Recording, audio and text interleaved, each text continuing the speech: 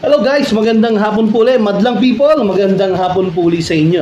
Vladimir Macantalamita ho, nagbabalik po ulit. So, gusto ko lang ho kasi i-express or i-flex.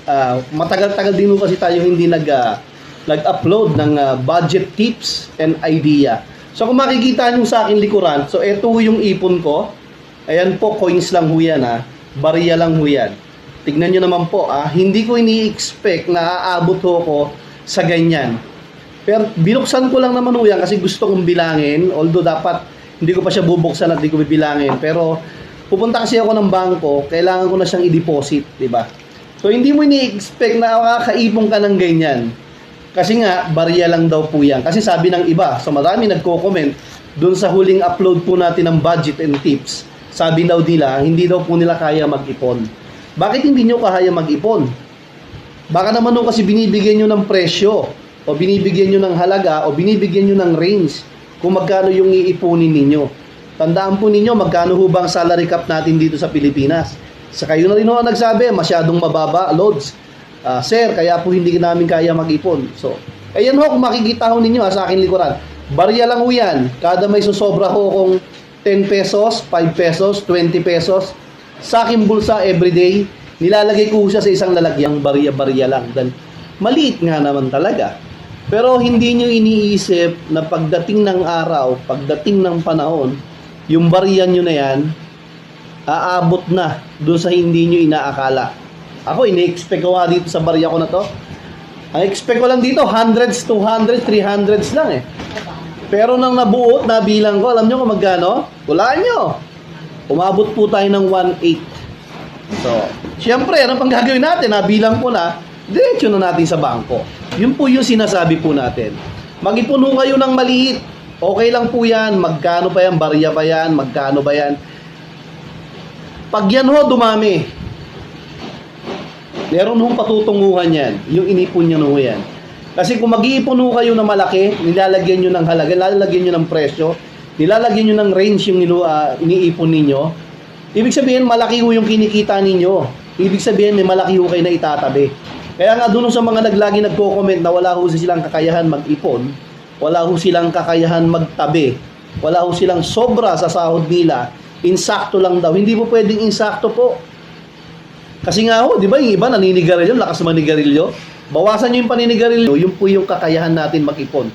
Sa katulad ko na hindi ho gano'ng kalakihan ng sahod, umaasa lang ho sa pasok sa araw-araw. So pag wala ho akong pasok, wala rin ho kaming bayad. So ganun ho. Kasi yung mga iba ho na tao na may kakayahan mag-ipon ng malalaki, yung naglalagay ng range ng ipon nila na 1,000, 1,500, sila ho yung may mga kakayahan mag-ipon. So dun ho sa dami na nagko-comment po dun sa unang post natin na budget tips and idea, kasi yung pinost ko ho dun yung pag-iipon yung investment. So paano tayo makakapag-invest kung hindi muna tayo mag-iipon, di ba? Doon kasi, ang sabi nila, halos karamihan doon, wala raw po silang kakayahan mag-ipon. Hindi ho, wala hong po pwedeng hindi walang kakayahan mag-ipon. Lahat po tayo may kakayahan mag-ipon. Yun po yung gusto kong ipaintindi sa inyo, yun po yung gusto kong sabihin sa inyo. Kasi ang iniisip po kasi ng iba, Lods, ang dami ng pamilya ko, laki ng pamilya ko, ang dami kong gastusin. Ang dami kong bayarin sa araw-araw. Sa sinasahod ko, Lods, kulang pa. So, hindi po pwedeng kulang Sobra-sobra nga ho tayo, di ba? Yung iba, ang dami nga hong bisyo, pero ang sahod lang, ganito lang. Yung iba, ang lakas uminom, ang lakas umorder, ang daming habit na hindi naman dapat. Dapat ang binibigyan nyo ng halaga, kahit papano. Kita nyo naman, di ba? Sa background ko kanina, barya lang ho yun, pero hindi nyo akalain na aabot ho tayo sa ganun. Yung iba ho kasi, ang talagang iniisip nila kagad, yung gastusin nila. So kahit barya, 10, 20, 5 piso, yung maghulog ka doon sa isang lalagyanan mo, balang araw ho, ang laki na ho ng halaga na yon. Huwag nyo lang kung bibilangin, kada maghuhulog kayo, ay may hulog na akong 10 pesos, ay may hulog na akong 20, ay ang laki na, pwede na siya magamit. So di ba, pagdating ho ng araw, hindi nyo akalain, pwede nyo siya magamit for emergency. May kakilala ho kong ganyan sabi niya, ako nga po nag-iipon pero nagagamit ko din ho. At least meron ho kayo nakukuha. At least meron ho kayo nakukuha ng pera. May nahihiraman kayo na galing din po sa inyo. Isipin ninyo kung kayo nangutang, paano nyo babayaran ulit? Magkano yung sinasahod natin? Mangungutang mo uli kayo?